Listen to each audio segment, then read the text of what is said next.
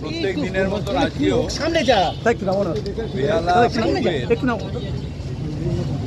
দিদির দূতের কাজ এবং আমাদের বিএলএতে যে রিপোর্ট বিএলএ 2 এর যে রিপোর্ট সেটা আমি আমার বন্ধু বুয়ার কাছে এসেছিলাম জানার জন্য পার্টির তরফ থেকে, এবং খুব স্যাটিসফ্যাক্টরিভাবে আমার কর্মীরা খুব সুন্দর কাজ করছে। আমাদের পার্টির কর্মীরা মমতা ব্যানার্জির অনুপ্রেরণা হচ্ছে যে আমাদের গ্রাসরুটে আমাদের যা স্ট্রেংথ, যা কর্মী আছে, যা সিনসিয়ারিটি আছে কর্মী, সেটা আর বাংলায় কোনো দলের নেই।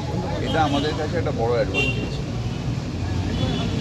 প্রশ্ন বলছি আপনি ঘুরলেও এবং মুসলিমভাবে হচ্ছে বললেও সুকান্ত মজুমদার আজকে বলেছেন যে আপনারা যে পরিদর্শন করছেন বা এই যে বলছেন তাতে মানুষকে বিভ্রান্ত করছেন। এসআইআর নিয়ে কোনো সমস্যা নেই, সবাই নাম তুলতে পারবেন, কিন্তু এসআইআর নিয়ে বিভ্রান্ত করা হচ্ছে তৃণমূলের তরফে। বিজেপির চুরিটা বন্ধ করার জন্যেই আমাদের তৎপরতা। তার কারণ বোম্বেতে চুরি করেছে, হরিয়ানায় চুরি করেছে, দিল্লিতে চুরি করেছে, বিহারেও যা খবর পাচ্ছি তাতে চুরির মাধ্যমেই এসছে।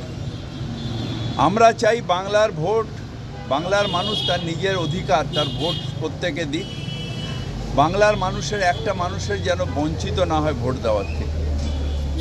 তাই এসআইআরের নামে অরিজিনাল ভোট কেটে দিয়ে যে বঞ্চনার চেষ্টা হচ্ছে, ভোট চুরি, এইটার থেকে যাতে বাংলার মানুষের ভোট অধিকার হরণ না হয়ে যায়, তাই আমাদের এই তৎপরতা। নতুন নির্দেশ দিয়ে বলেছে যে নতুন যারা নাম তুলবে তারাকে অফলাইনে তুলতে হবে না, অনলাইনে তুলতে হবে, কিন্তু আধেক জায়গায় তো ইন্টারনেটই নেই, অনলাইন তুলবে কি করে? এগুলো সব হচ্ছে যে কি করে ভোট কমানো যায়। আসলে মূর্খের স্বর্গে বাস করছে বিজেপি, এবং তার সহযোগী হয়েছে এখন ইলেকশন কমিশন। ডিসেম্বরের 4 তারিখ কি এসআইআর দেখুন, এগুলো নিয়ে আবার আমি বারবার বলছি, এগুলো আমাদের জেনারেল সেক্রেটারি অভিষেক বন্দ্যোপাধ্যায় বলবে, এগুলো নিয়ে আমি বলবো না। কিন্তু আমরা তৎপরতা রাখবো, কারণ আমাদের সংগঠন আছে যারা মানুষের সাথে 24/7 থাকে, সারা বছর থাকে। মানুষের কাছে গিয়ে শুধু এইটুকু বলা, আপনার ভোট আপনি তুলুন, নিশ্চিন্তে বাংলায় থাকুন, নিজের ভোট নিজে দিন, নিজের অধিকার রক্ষা যাতে হয় সেটা দেখবো আমরা ऑब्जर्वर हिसेबे तृणमूल कांग्रेस।